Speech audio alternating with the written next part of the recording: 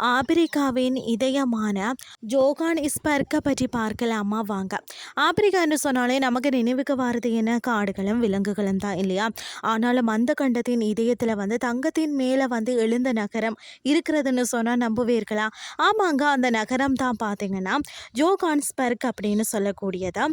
ஒரு காலத்தில் பார்த்தீங்கன்னா சாதாரணமான பண்ணை நிலம் தான். மண்ணை தோண்டினால் பார்த்தீங்கன்னா தங்கம் கிடைக்கும் என்று யாருக்குமே தெரியாதாம். ஆனால் 1886 தான் அந்த மண்ணின் கீழே புதைந்து கிடந்த செல்வம் வெளிச்சத்துக்கு வந்ததாம். அப்புறம் என்ன, மக்கள் கூட்டம், கனவுகள், ஆசைகள் எல்லாம் ஒன்றாக சேர்ந்து இந்த நகரத்தை உருவாக்கி விட்டதாம். அதாவது ஜோகன்ஸ்பர்க் நகரம் மற்ற நகரங்களை போல் இல்லைங்க. இது நதிக்கரையிலையும் இல்லை, கடற்கரையிலையும் இல்லை, தங்கம் கிடைத்த இடத்திலேயே உருவான நகரம். அதனால தான் இதை சிட்டி ஆஃப் கோல்ட் அப்படின்னு சொல்லி அழைக்கிறார்களாம். அதாவது பார்த்தீங்கன்னா தங்க நகரம் அந்த பேரிலேயே ஒரு மின்னல் இருக்கிறதே இல்லையா. நகரத்துக்குள்ளே நுழைந்தவுடன் பார்த்தீங்கன்னா ஒரு வித்தியாசமான உணர்வு வருமா.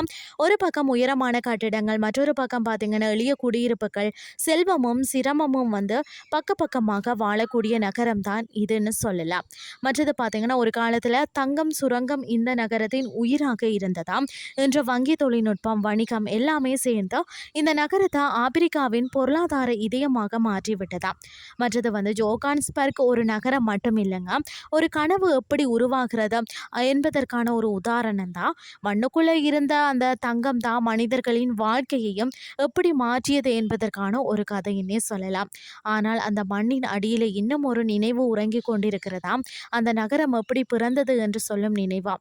அதாவது ஜோகான்ஸ்பர்க் நகரம் அல்லங்க, ஒரு கனவின் உருவம் என்று சொல்லப்படுகிறதாம். மண்ணுக்குள்ளே இருந்த தங்கம் தான் மனிதர்களின் உள்ளங்கையிலையும் எப்படி பிரகாசிக்க வைத்தது என்பதற்கான ஒரு சாட்சி. நீங்கள் அந்த நகரத்துக்கு சென்றால் அங்குள்ள கட்டிடங்களை மட்டுமே பார்க்காதீர்கள், அந்த மண்ணை ஒரு முறையாவது பார்த்து நிற்கணும். ஏன்னு சொன்னால் அந்த மண்ணில் தான் இன்னும் 1000 கதைகள் புதைந்து கிடக்கின்றன. இன்றைய கிறிஸ்டி உங்களுக்கு பிரயோசனமாக அமைஞ்சிருக்கும்னு சொல்லி நான் நம்புகிறேன். இதே மாதிரி மற்றும் ஒரு கிறிஸ்டின் வாயிலாக உங்களை சந்திக்கிறேன். நன்றி.